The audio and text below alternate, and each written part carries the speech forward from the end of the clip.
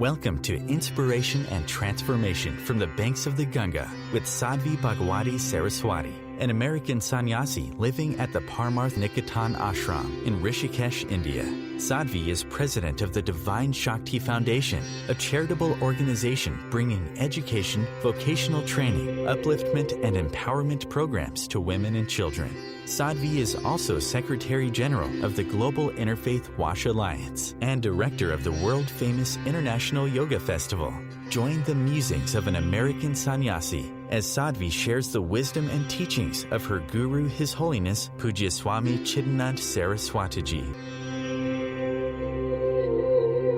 Welcome, everyone, to Inspiration and Transformation from the holy banks of the sacred Ganga River in the land of Rishikesh, India. Everything that we earn, every title, every bit of power, every prestige, all of this, it dissipates. It dissipates very, very quickly. So how do we create meaning, knowing the fleetingness and also universally the insignificance of what we do? Well, our meaning is to recognize that simultaneous nothingness and everythingness of our existence. And so, let's say you're lying on your back and you're looking up at the stars. So that fills all of us. Doesn't matter your religion, doesn't matter your language or your culture. But it's impossible to look up at the stars and not feel like nothing. Feel so insignificant. And if you stay there long enough and you allow your heart to open, what you feel is you are the stars. You are the space. There is no place you end and space begins. We raise our hands to the light. And you raise them high enough. And you realize you are the light. The light for which you are reaching is emanating out of your fingers. And it becomes that awareness, that felt sense awareness, not an intellectual knowledge, but a felt sense awareness of our connection to the universe, which renders the individual I meaningless, yes, but it renders the real I of vast significance, because I am the universe. And so what we do gets done out of an awareness of my connection to the universe, out of an awareness of my crucial role in the universe. And, as I always remind people, that doesn't mean it's going to be big and important and glamorous and romantic and fun. But nonetheless, it's a piece that holds the rest together, Scientifically, as more and more species are going extinct, it's a really interesting phenomenon, both from a science perspective and a spiritual perspective, because as we lose these tiny, tiny species of insects that you'd think, really, who cares? Like that particular species of butterfly, or that particular species of worm, or that particular species of bee. Who cares? Doesn't impact my life, we think. But actually, the ripple impact, the global impact that science is now giving us of the extinction of one species of butterfly, of one species of bee,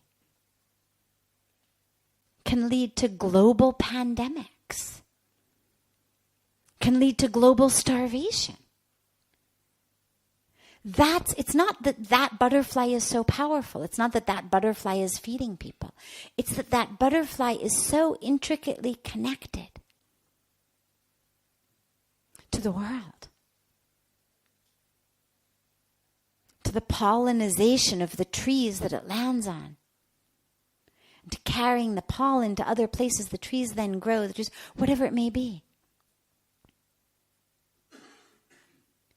Every aspect here is crucial.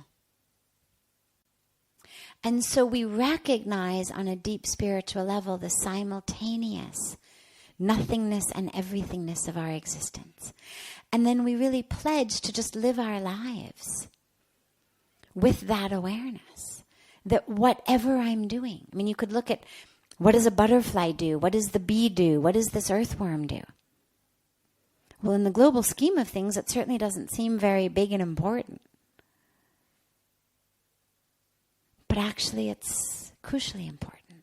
And so whatever role we are playing, it's of crucial importance. We may not be able to see it. We may not know it.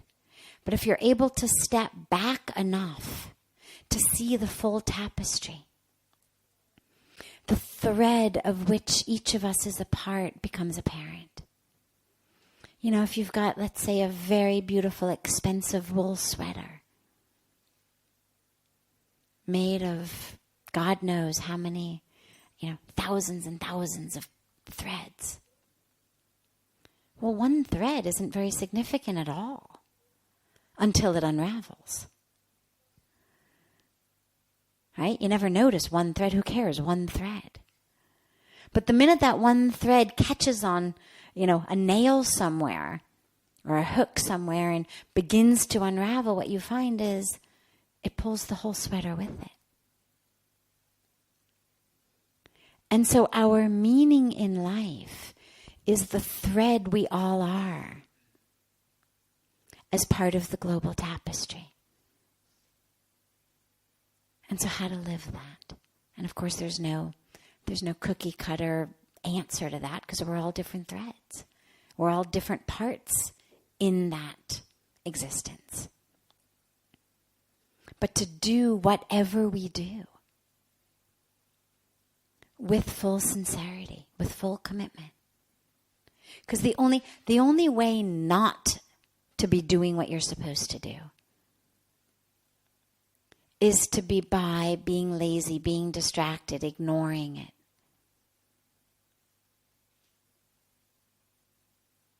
That insincerity. That's the only way to make sure that you're not getting it. But whatever you do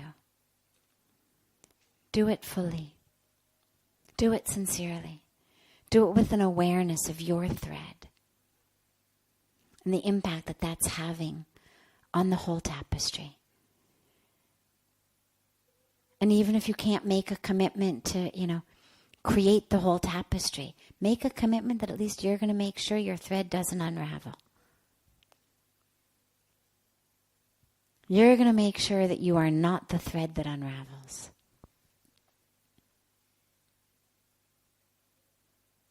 And that's really all each of us can do. And stay open, because the universe is going to flow through you. Like the butterfly knows where to fly, the bee knows where to fly. They're not embarking on a mission to pollinate the earth. They're just flying and landing. They're just looking for soft spots to land. They're not getting bonus points for how many flowers they pollinate. They don't go home and say, "Hey, Mom, guess what? I carried that pollen to the farthest place out. I'm the best pollinator you've got." It's not even part of their awareness. But they're listening to that just inner voice that says, fly here, land here. Or, in many cases, they're just following what the other butterflies are doing.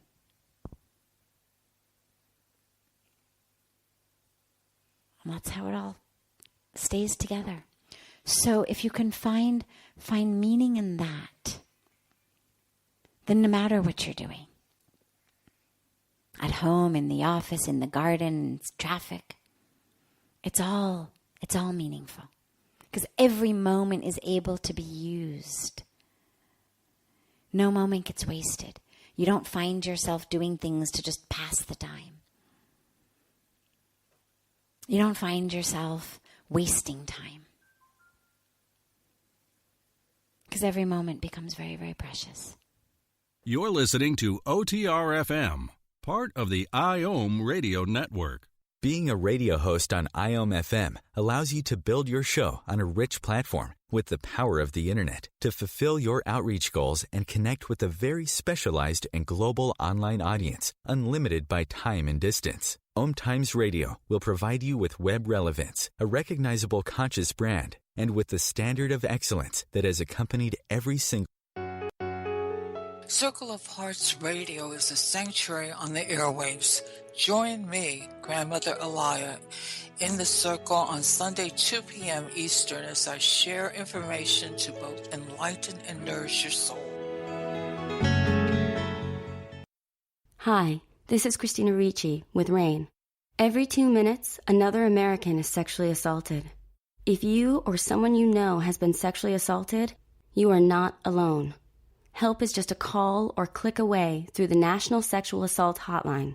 Please call 1-800-656-HOPE, that's HOPE, or visit RAIN.org, that's RAINN.org.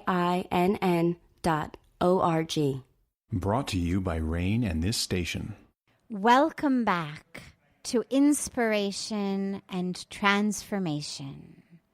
I'm so glad to have you all back here with me. The saints, the sages, the masters of all religions, in fact, emphasize being in the present moment, emphasize mindfulness, emphasize the power of now. Right here, right now. It's my only hope for peace. It's my only hope for happiness.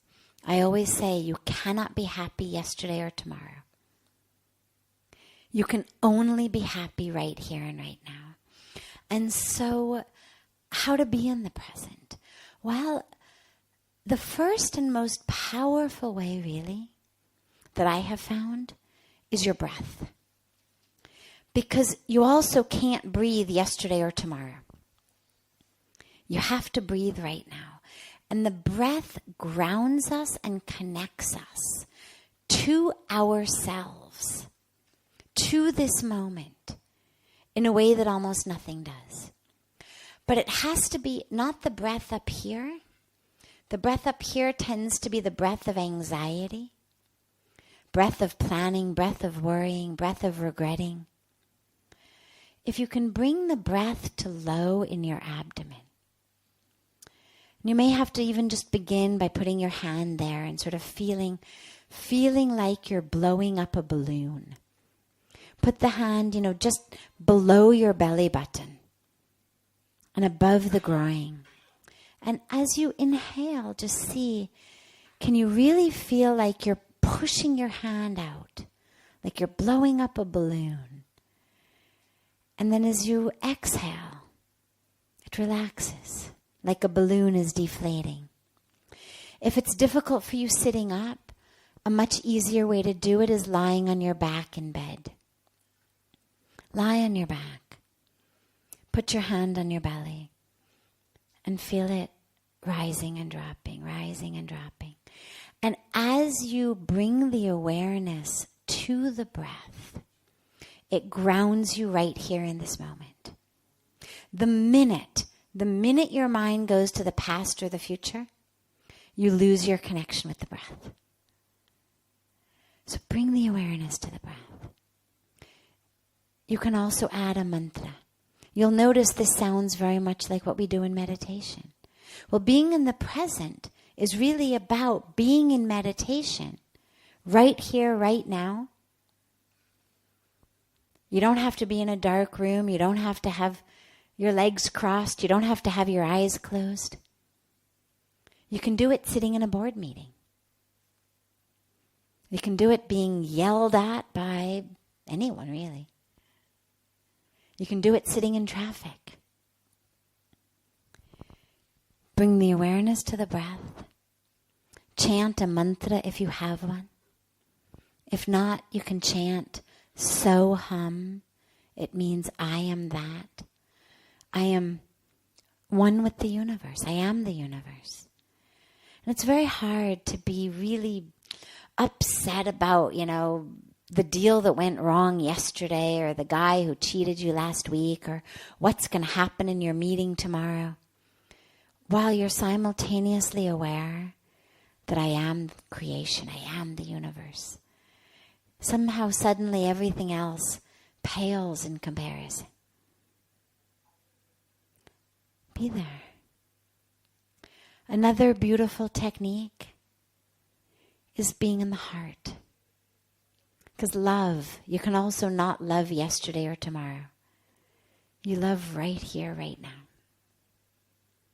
And so, different practices, depending on where you are, what's happening. But breath and heart. And of course they go together, because you can love while you breathe. But bring the awareness to the heart. Can you feel love? Can you feel love in this moment? It doesn't necessarily have to be love for the situation you're in. You don't have to necessarily love the board of trustees or love being yelled at by, your parent or spouse or an in-law or an employer. But nonetheless, can you connect to the universal source of love? Put your hands on your heart, feel it. Brings you right here, right now. And so between those two, you should be able to come back to the present moment. This is OTR-FM, part of the IOM radio network. OMTimes magazine is one of the leading online content providers of positivity, wellness, and personal empowerment. A philanthropic organization, their net proceeds are funneled to support worldwide charity initiatives via Humanity Healing International. Through their commitment to creating community and providing conscious content, they aspire to uplift humanity on a global scale. OMTimes, co-creating a more conscious lifestyle. Do you have time to read that inspiring book or that blog post you've been meaning to get to? In your busy world, how do you improve yourself and keep your life going? I'm Lisa Kay, and my Between Heaven and Earth radio show can transform your life just by listening. Be uplifted with inspiring topics, positive stories, and ideas that really work. Between Heaven and Earth radio is conscious living for your soul, every Wednesday at 4 p.m. Eastern Time. Like Baldwin with People for the Ethical Treatment of Animals. I grew up loving circuses and other traveling animal shows, but it never occurred to me what life might be like for the animals. Training wild animals to do things they don't understand takes force. Routine discipline with a hook or whip with the heel of a boot shows the animal exactly who's the boss. Don't patronize animal acts. Please contact People for the Ethical Treatment of Animals. 757-622-PETA. Welcome back. This is Sadhvi Bhagawati Saraswati with inspiration and transformation. So when we know death is inevitable, why is it so hard to accept? It's a really interesting dichotomy because on the one hand, the only thing that is sure about life is death. Literally, there are no other guarantees. If somebody said to me, you have to tell my future, tell me something, the only thing that I could say with confidence is, you will die. The rest, I don't know. I mean, you could say, okay, there's a good chance this, good chance that, depending on who you are, what you do. But I couldn't say anything with certainty other than you will die. So on the one hand, we have this one certainty. And on the other hand, we actually live our lives as though death were something that will never happen. So we're living in this weird irony of the only thing we can count on is the only thing that most of us are not considering when we're actually making our minute-to-minute, hour-to-hour decisions. I think the reason for that is it's scary. Most of us live our lives from the place of our egos. And I don't mean our egos in a bad sense. I don't mean egos in a sense of you're arrogant, but ego in the sense of that false self, that identity, that personality, that identification with the body, the role, the history. And in order to be able to live from that place, I need to believe that there is some sort of inherent value in that. I have to believe that there's some sort of inherent isness of this. And the minute that I recognize that actually all that really is the soul, because this body is just degenerating, could go any moment. I mean, we have no idea this roof could collapse on us. We could all go together. Could be an earthquake. The earth could open up, swallow us all together. Ganga could rise up. I mean, any one of a million things could happen. We have no idea. But if I'm going to live from the place of my roles, from the place of my identity as this body, as my job, as my relationships, as the money I make, as what I look like, as all of these things, I have to believe in some kind, at least of semi-permanence of it, some validity in it.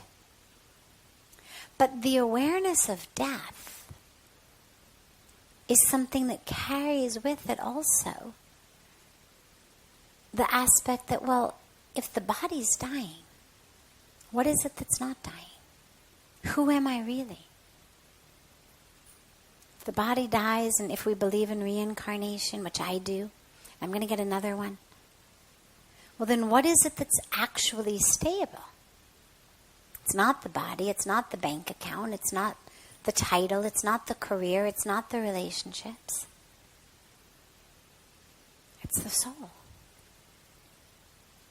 But that's very scary to the ego, because the ego really likes to be the king of everything.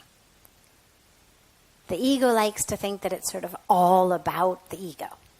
And of course the ego doesn't call itself the ego calls itself I. So the ego has kind of taken kabza of everything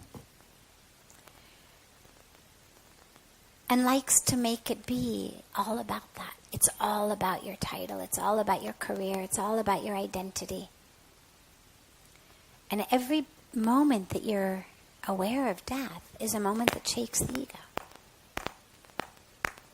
And since what most of our thoughts are rooted in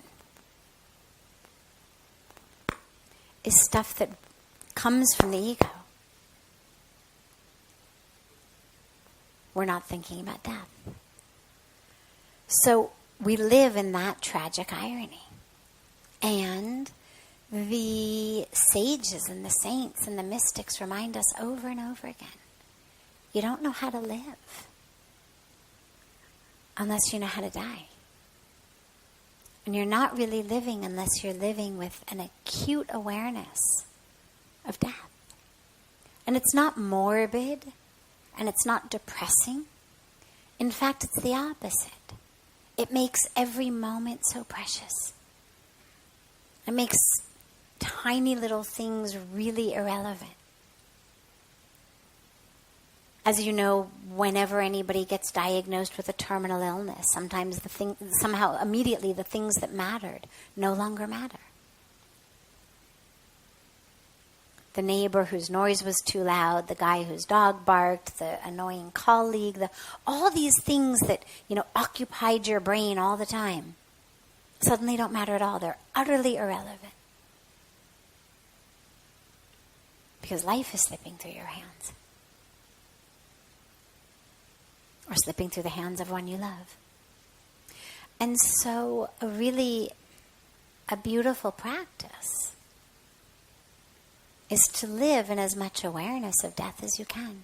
Again, not morbidly, not from a depressed state, but how to do it both.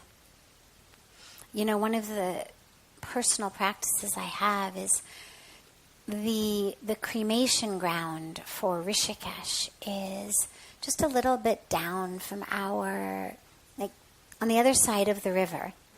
If you're looking immediately across from where we have Arati, it's not right there, but it's a little bit down. So if directly across were 12 o'clock, this would be, say maybe at 10 o'clock, 9:30, 10 o'clock down the river. And sometimes there'll be a cremation going on because, of course, you have to do a cremation before sunset. And so sometimes there'll be a cremation going on.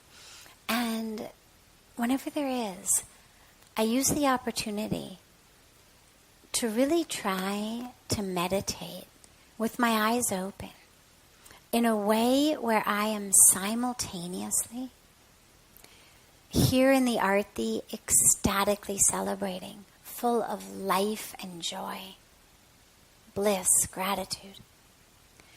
And I'm over there, standing around a loved one who's burning.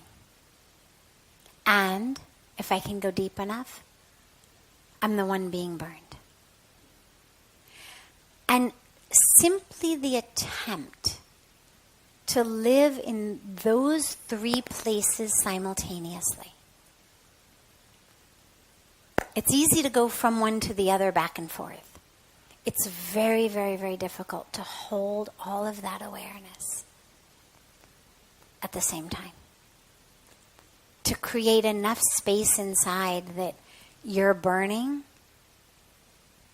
and you're dancing. You're singing and you're mourning. But for the moments, for the split second moments, when it happens, it's so deep and so profound and so real that for a moment you touch. You really touch what this is all about. That we're not the body. And that actually I am the one burning. Because that time-space thing starts to fold in such a way and collapse in such a way that it's not just about imagining when it will be me who is burning, but actually in this moment. Because this whole linear continuum of time anyway we know isn't true. Both from quantum physics as well as from spirituality. And so can you get unstuck enough of that linear aspect of time that actually that is you burning over there? And again, it's not easy, but what I have found is that even the attempt at this takes you very, very deep. Just to open yourself to the possibility of going there takes you very, very deep. And it's the only answer that I have to that tragic irony, is to try to bridge it as much as we can without the depression and the sadness. Because, of course, thinking about death is tragic. Experiencing death of loved ones is tragic. And the only last point that I would mention on that is grief needs its place. And whether we are the one grieving or whether we're the one consoling people who are grieving, typically what we do is we say, oh, stop crying, it's okay, it's okay, it's okay, we wipe each other's tears and, it's okay, you'll get over it, be strong. I don't know a world in which repression of your feelings equates strength. I don't know a world in which pushing away the current reality equates strength. Now, sometimes you may be a parent of very, very, very young children, and you've lost a spouse and they've lost a parent, and people need you to be strong for them. That's different. But in our own grieving, grief is very real, and it needs a place. Grief occupies space. And if you don't create space for it or allow the space to be there because we try to squeeze it away into the I'm okay, go away, it just ends up popping up somewhere else. And so we allow ourselves the space. And over time, what you find is that you never really stop grieving. I don't know anyone who has lost a loved one who ever really gets over it. But it changes over time. It no longer keeps you from sleeping or eating or thinking or enjoying. It no longer keeps you from living in joy. It doesn't keep you from laughing. It doesn't keep you from smiling. It doesn't keep you from marveling at a beautiful sunrise or sunset or a book or a movie. I mean, it no longer is something that interferes with and interrupts and pervades every aspect of life. But that's how it is in the beginning. And that's okay. And that's very real. And so whether we're the ones grieving or someone we care about is grieving, the most important thing is just allow the space for it.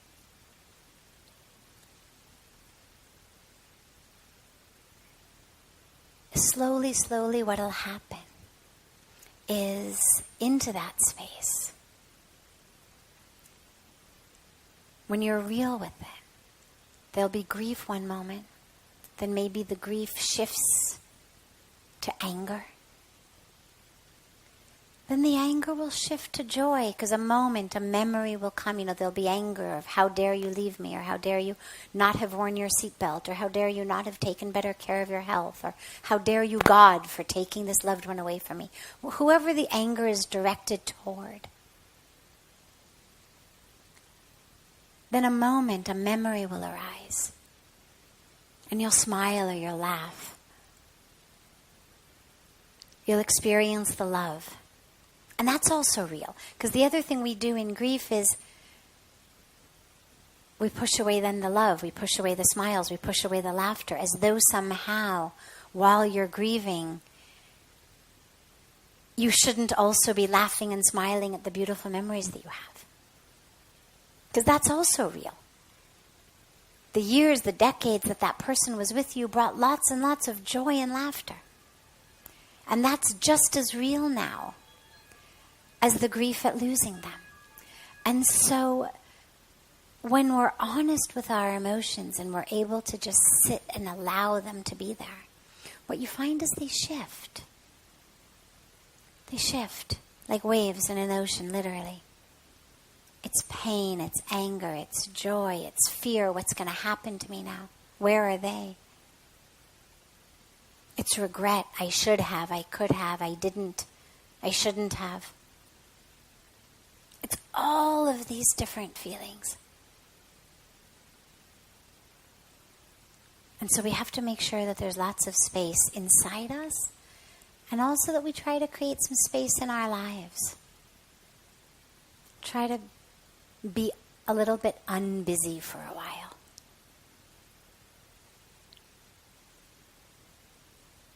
Because it takes some time. And then who you are will shift and change a little bit. So as I said, it's not that you ever get over it. It's that who you are grows around that wound, around that emptiness, such that you don't always feel it as emptiness. And sometimes even in that emptiness, from that emptiness, other beautiful feelings grow. But it's different. It's different than it was before you lost the loved one. It's never going to be exactly the same. And we just allow. We allow the shift within us. This is OTR-FM, part of the IOM radio network. OMTimes magazine is one of the leading online content providers of positivity, wellness, and personal empowerment. A philanthropic organization, their net proceeds are funneled to support worldwide charity initiatives via Humanity Healing International. Through their commitment to creating community and providing conscious content, they aspire to uplift humanity on a global scale. OMTimes, co-creating a more conscious lifestyle. Do you have time to read that inspiring book or that blog post you've been meaning to get to? In your busy world, how do you improve yourself and keep your life going? I'm Lisa Kay, and my Between Heaven and Earth radio show can transform your life just by listening. Be uplifted with inspiring topics, positive stories, and ideas that really work. Between Heaven and Earth radio is conscious living for your soul, every Wednesday at 4 p.m. Eastern Time. Like Baldwin with People for the Ethical Treatment of Animals. I grew up loving circuses and other traveling animal shows, but it never occurred to me what life might be like for the animals. Training wild animals to do things they don't understand takes force. Routine discipline with a hook or whip with the heel of a boot shows the animal exactly who's the boss. Don't patronize animal acts. Please contact People for the Ethical Treatment of Animals. 757-622-PETA. Welcome back. This is Sadhvi Bhagawati Saraswati with inspiration and transformation. How do I accept another person who does not want to stay in a relationship with me? So this is the stuff that comes up all the time in life, whether we are children in school and one day we have a friend who the next day decides they don't want to be our friend. It happens with boyfriends and girlfriends in societies where dating is prevalent, but it also happens even as we get older. My dad is a divorce attorney in LA, and divorces come out of typically one person. Sometimes it's both, but most of the time it's one person who wants out. Not that the other one, of course, thinks everything is going perfectly, but typically you'll see one who wants to make it work, wants to keep trying, and one who says, enough. So there's so many different times in which we are face to face with people not wanting a relationship with us, whether it's friends, whether it's romantic. Sometimes even tragically we see it in families. Family members who don't speak to each other. Families who have an argument, some kind of a conflict, and stop speaking to each other for years, decades. It's over. Forget it. So there's a lot of different ways in which that problem can arise. And as we speak about so frequently here, we really don't have any control over anything other than ourselves. You cannot force someone to want to be in a relationship with you. You certainly can't force anyone to love you, as anyone who's ever tried to do that knows. Doesn't work. In fact, it's almost tragically ironic that the more you try to force and push, the more actually you're pushing that person away. But you also can't even force someone to stay in a relationship without love. You can't force people to do anything.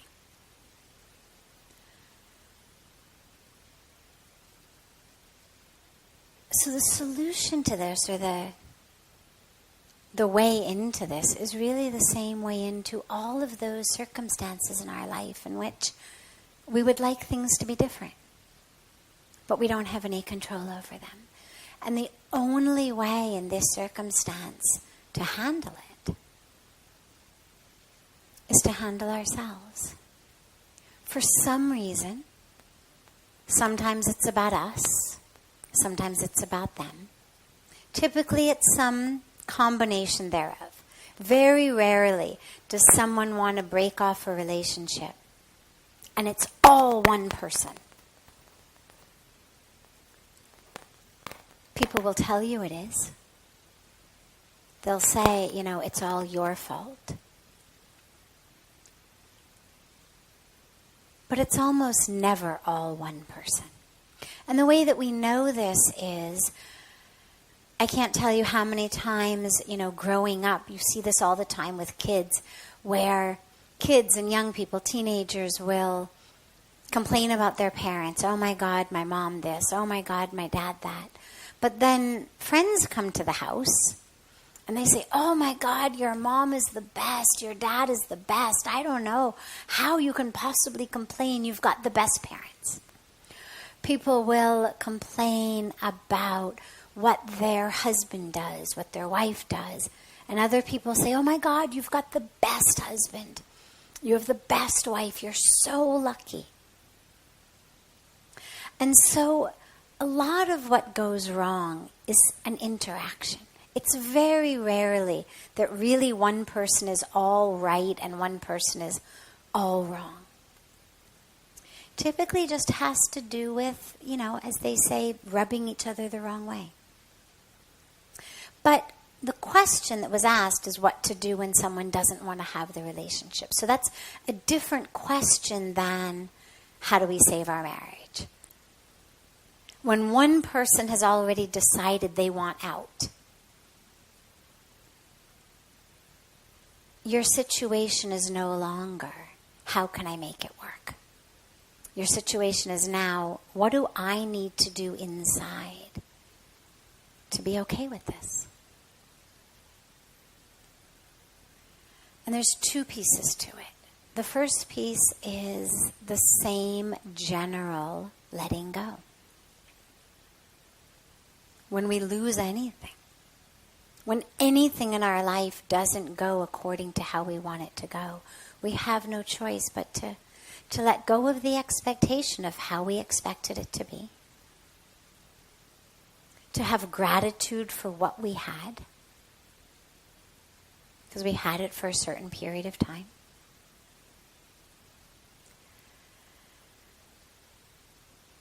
And to realize that whatever happens is happening ultimately for a reason.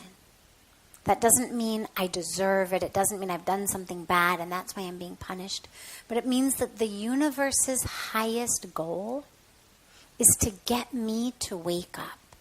The universe's highest goal is to teach me something about myself, about the nature of me and the universe, the divinity of who I am, the fullness, the completeness of who I am.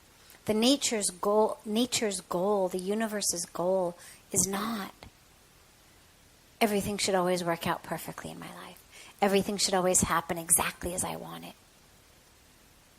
The universe's goal is that I experience who I am.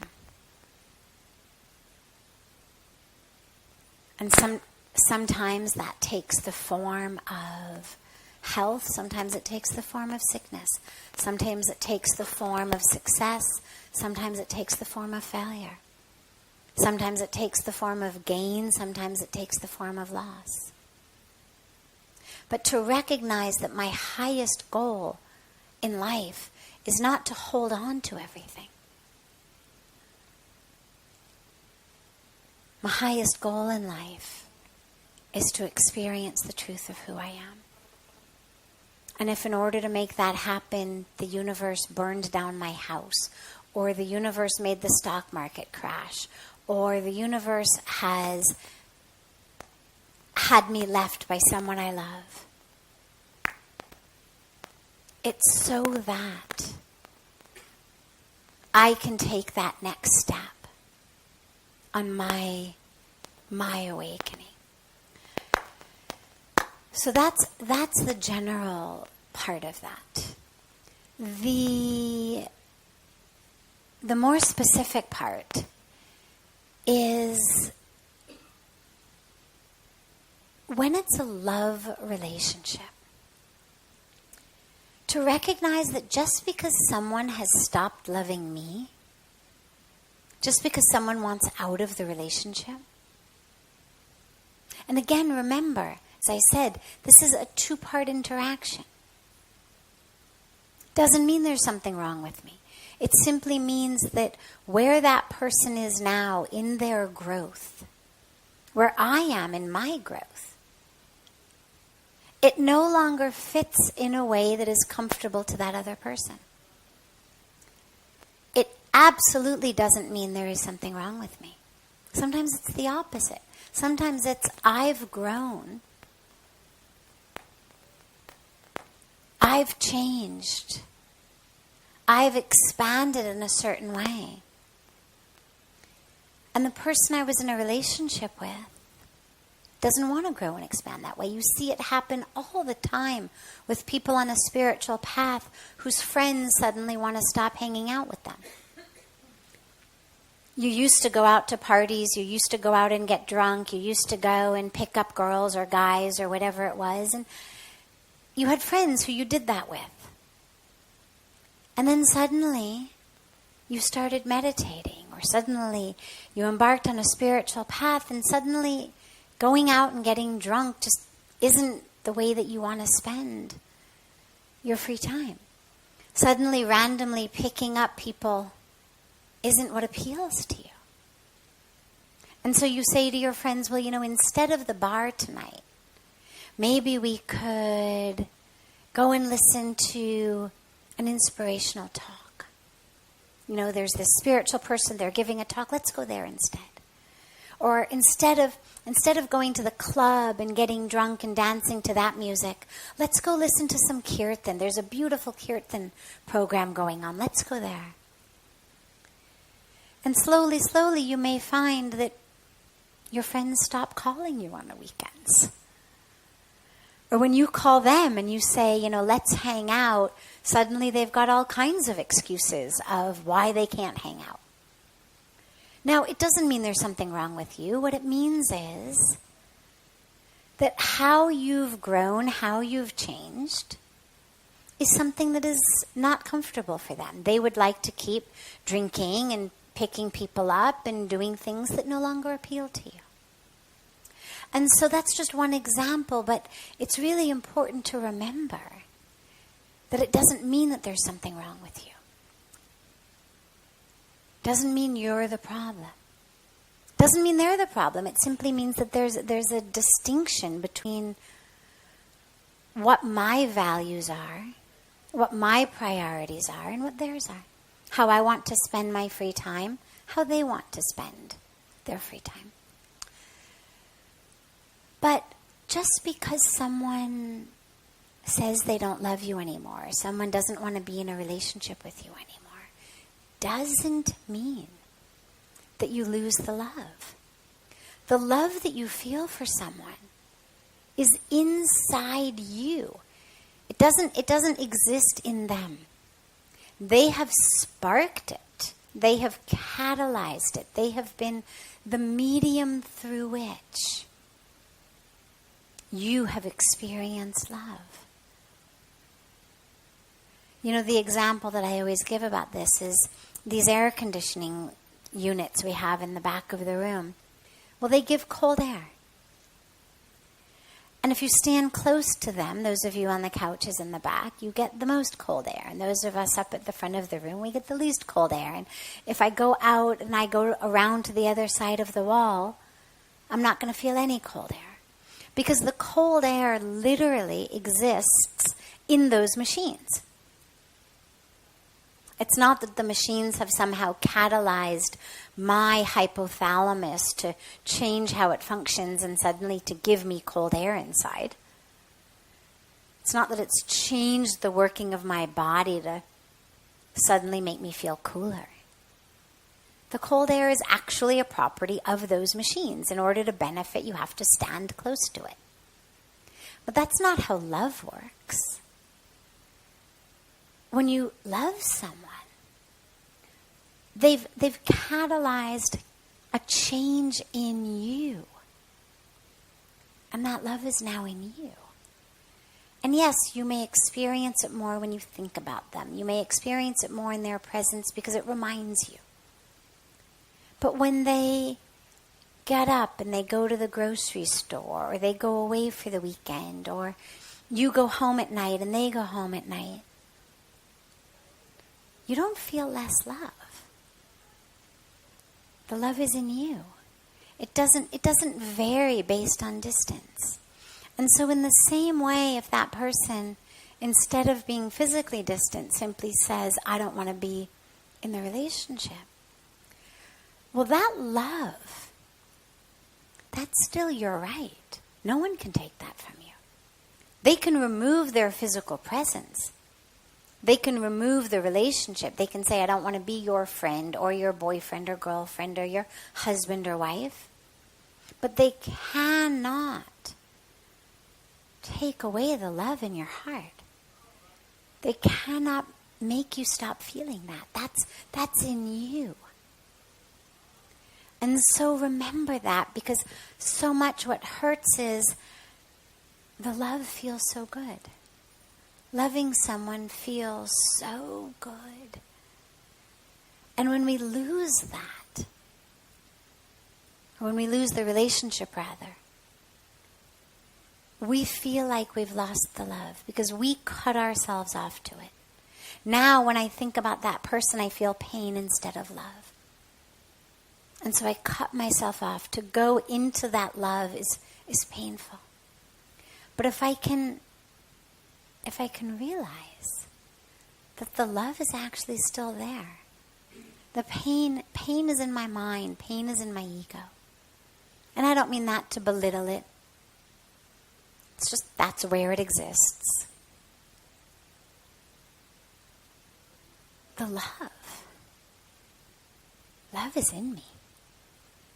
And I can access that whether somebody has chosen to end a relationship with me or whether someone has passed away.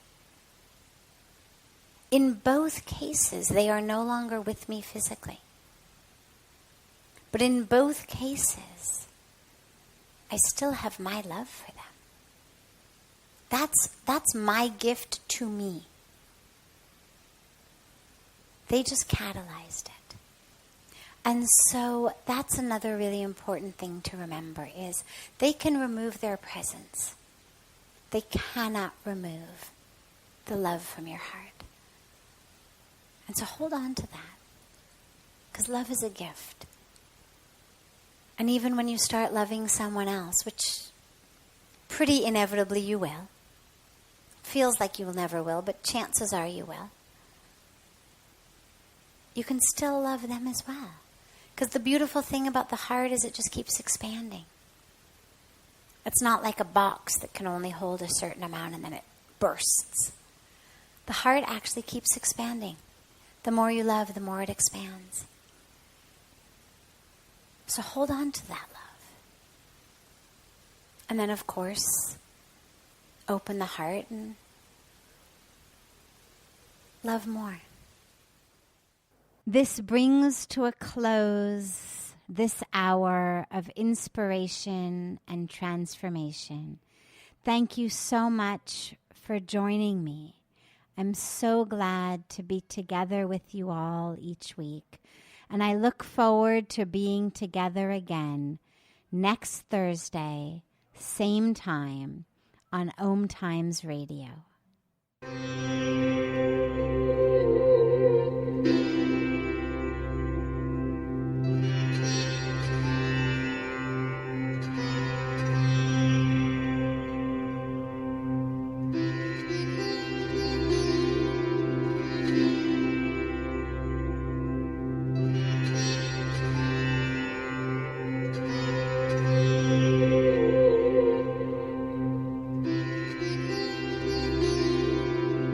you.